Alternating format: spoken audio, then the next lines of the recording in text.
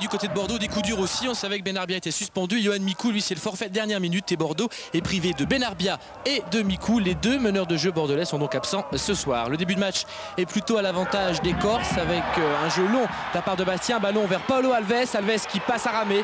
Et Alves qui ouvre le score après 12 minutes. Ulrich Ramé est battu. Bastien marque sur sa toute première occasion grâce à son portugais Paulo Alves sur un long ballon de Sierziewski. Les Bastiais qui jouent long et ça marche, qui prennent en défaut la défense de Bordeaux. Alves, il avait marqué lors de son tout premier match avec Bastia, c'était contre Metz en tout début de championnat.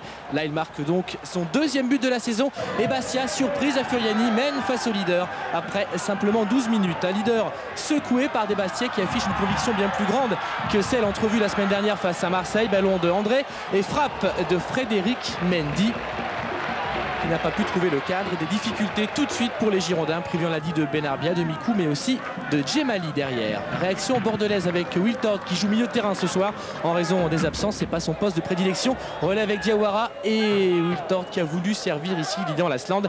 C'est la meilleure occasion girondine de cette première mi-temps, mais oui, elle est toute petite cette occasion et ça illustre quand même la domination des Bastiais de Kasper Zak. Frappe de Sierziewski ensuite sur ce coup franc et la tête de Pierre-Yves André qui n'a pas pu cadrer. André a marqué 3 buts depuis le début de la saison, dont 2 lors de la toute première journée. C'était face à Montpellier.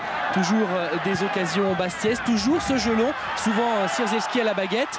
Et puis ici Paulo Alves, un duel serré avec sa Belgique et un bon coup franc pour les Bastiais.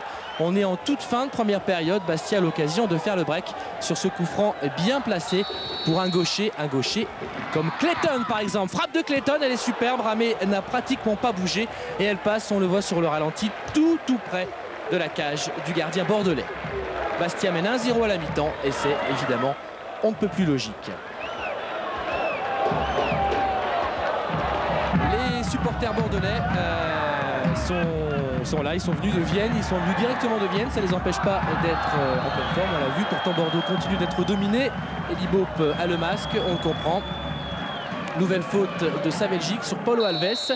Pierre-Yves André avec un regard qu'on va qualifier de tueur. La frappe de Pierre-Yves André et le but, coup franc absolument somptueux de l'ancien Rennais qui marque son 4e but de la saison. Eddie Bope a compris que les choses ne tourneraient pas rond ce soir et la frappe d'André est superbe. Décalage pour éviter le mur, décalage de Clayton et frappe rectiligne qui vient se ficher pratiquement dans le petit filet de Ramé.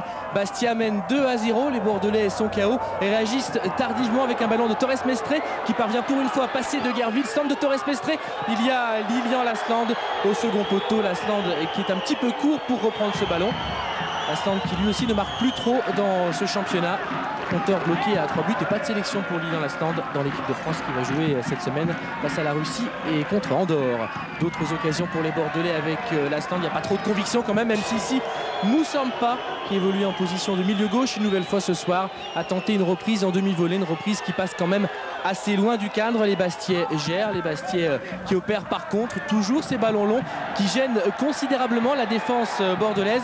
Frédéric Ney a fait son entrée, une bonne entrée, il sera très mobile tout au long de cette fin de match et il parvient ici à centrer. Sierziewski est tout près et c'est Alicart qui sauve son camp de justesse. Les Bastiais étaient tout près du 3e but et les Bordelais, c'est vrai, non c'est pas Alicart, c'est sa Belgique qui a sauvé son camp ici. Les Bordelais, c'est vrai, sont quand même assez largement dominés. On en reste à 2-0. Le sourire pour Kasper Zak parce que Bastia restait sur 2 défaites consécutives en championnat, dont une à domicile qui avait fait très mal aux Bastiais la semaine dernière face à Marseille. Bordeaux battu, première défaite de la saison pour les Bordelais.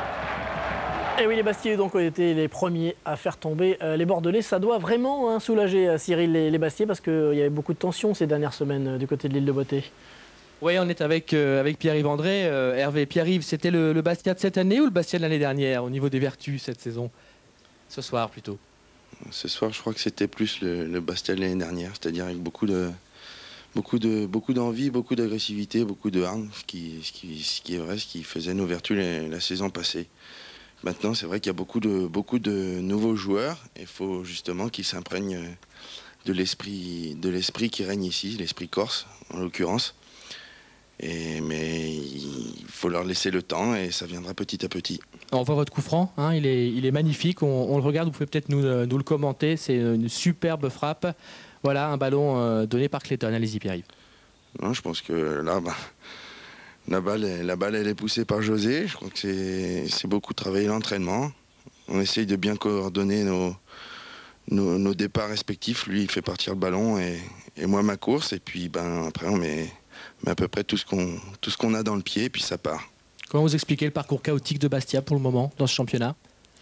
Justement, il y a un effectif qui a été renouvelé à, je dirais, presque à 50%. Il y a beaucoup de joueurs qui sont partis. Sébastien Pérez, Cyril Roll, j'en oublie certainement. Mais c'est vrai que l'année dernière, il y avait un très bon amalgame entre tous ces joueurs dans cette équipe. Donc, ce qui fait qu'on a beaucoup de difficultés, c'est justement la différence aussi de culture entre les joueurs.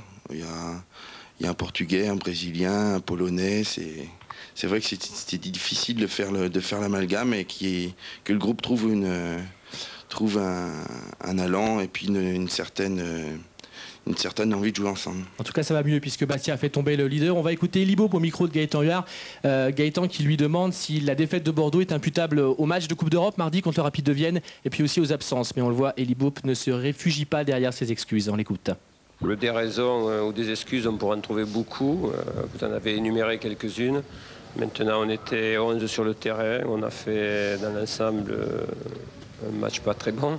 Dans l'utilisation du ballon, puisqu'on a eu beaucoup le ballon, mais on ne l'a pas utilisé assez spontanément. Donc il y a une multitude de raisons. C'est un match à oublier. Ceci dit, on ne va pas gagner tous les 34 matchs. Bon, très vite, les Bastiais. Ambition maintenant que la victoire est revenue? Je pense qu'il faut essayer de garder le même rythme, la même envie, et puis essayer de remonter au classement le plus vite possible. Ok, merci. À vous Hervé.